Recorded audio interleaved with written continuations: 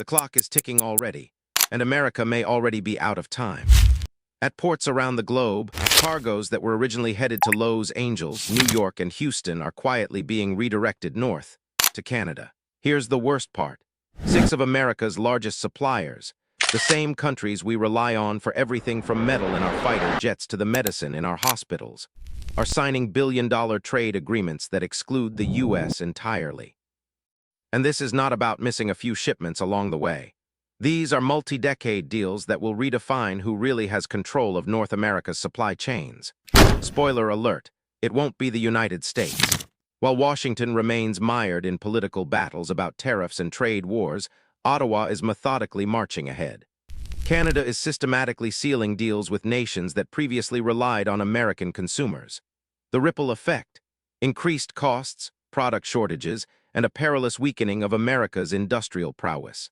In the meantime, Canada is rising as the stable, consistent partner that international exporters can rely on.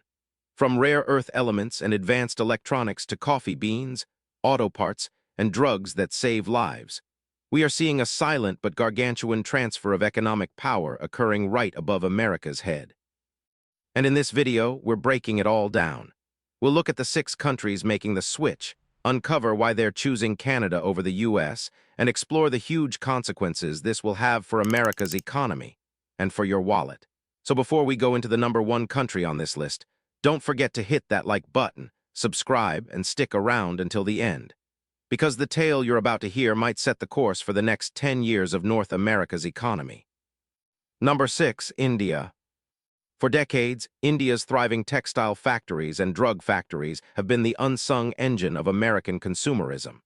From the garments in our closets to the cheap medicines in our medicine cabinets, Indian producers kept prices down and shelves full. But that time is running out quickly. New American tariffs boosted the price of Indian clothing by an eye-watering 25% earlier this year. For already struggling retailers operating on wafer-thin margins, that was a deal killer, and it torpedoed pending contracts overnight. While American shoppers stalled, Canadian negotiators moved swiftly and mercilessly. And the payoff? A broad $1.88 billion trade agreement encompassing clothing, drugs, and even IT services, all routed through Canada.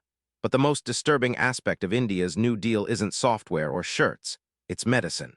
Currently, India manufactures nearly 40% of America's supply of generic drugs.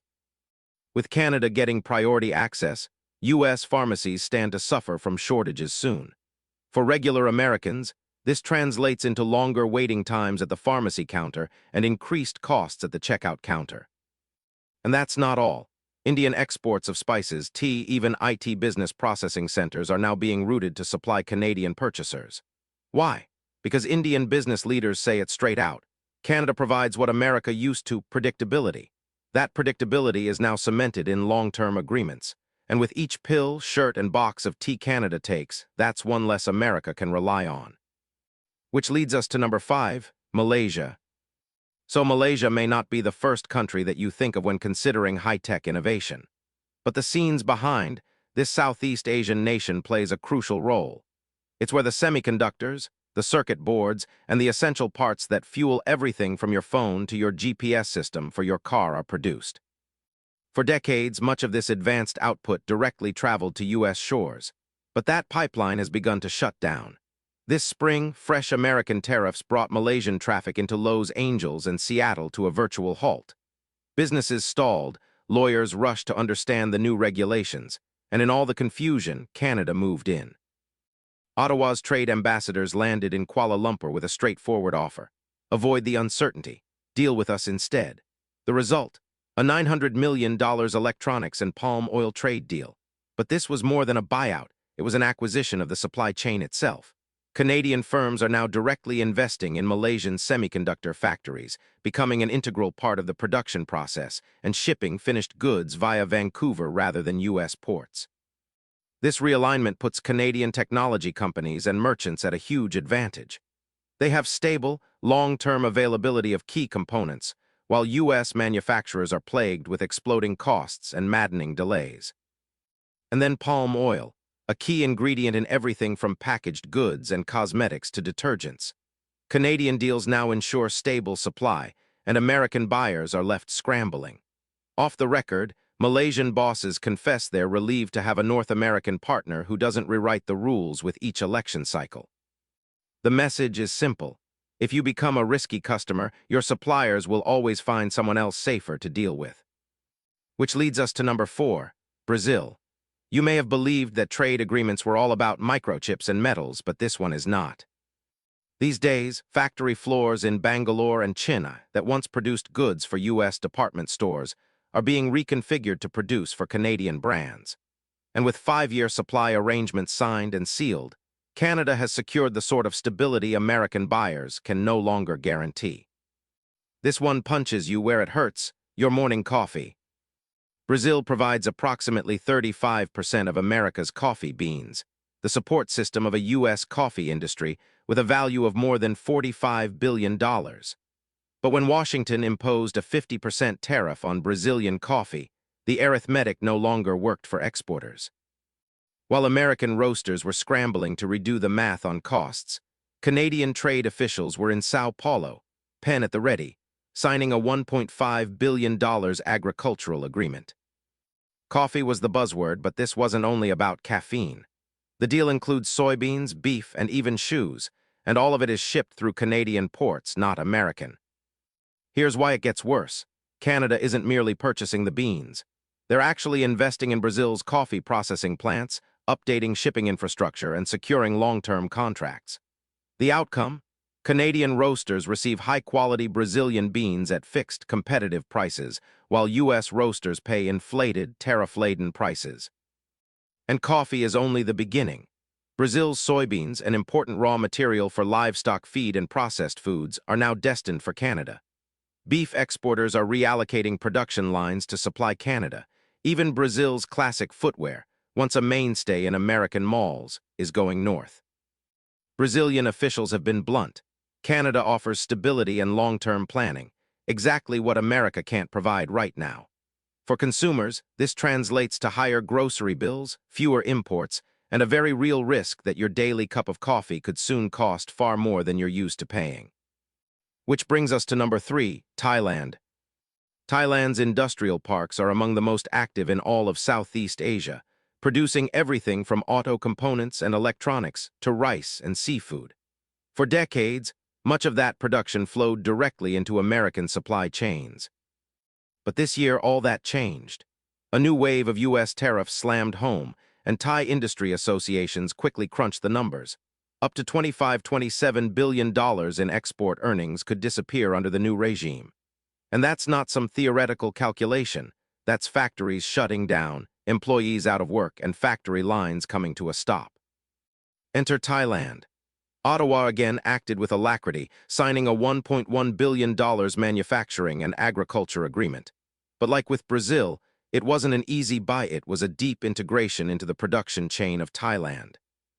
The agreement involves Canadian investment in Thai plants, technology-sharing arrangements, and efficient logistics to pump commodities through Canadian ports directly into markets of North America.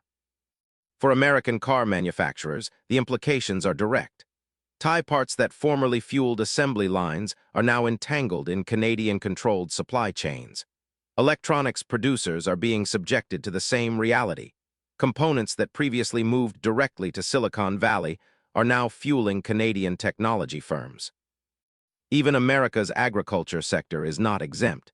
Thai rice, seafood, and tropical fruits, former staples in American pantries, are now preferentially flowing to Canadian distributors. And Thai business leaders aren't afraid to say why. Canada provides long-term stability. America provides political whiplash. In a world where supply chains need predictability, that's an easy call for them and an expensive one for us. Number 2 is South Africa. For decades, South Africa has been one of America's most reliable sources of auto components and precious minerals. Shops from Johannesburg to Cape Town proudly boasted, "Made for America" signs, shipping directly into U.S. industries. But that loyalty is now being challenged. But all those "Made for America" signs are becoming history in short order. A recently applied 30% American tariff on South African auto components made previously profitable partnerships money-losing arrangements overnight. While American automakers were scrambling to adjust, Canadian diplomats were already in Pretoria signing an $800 million manufacturing and mining pact. This wasn't merely another shift in trade. The agreement promises Canada direct access to South Africa's platinum, palladium, and other key minerals, the very substances needed for catalytic converters, high-tech electronics, and renewable energy systems. These are not commodities America can readily substitute. But now, American manufacturers will be saddled with high costs and diminishing supply, while Canada secures steady access. And it doesn't end there. The deal also invests in new South African factories constructed specifically to supply Canadian automakers. Here's the twist. Due to loopholes in trade deals, Canadian subsidiaries can still export finished vehicles into the U.S. market, making Canada an access tariff-free backdoor for South African products.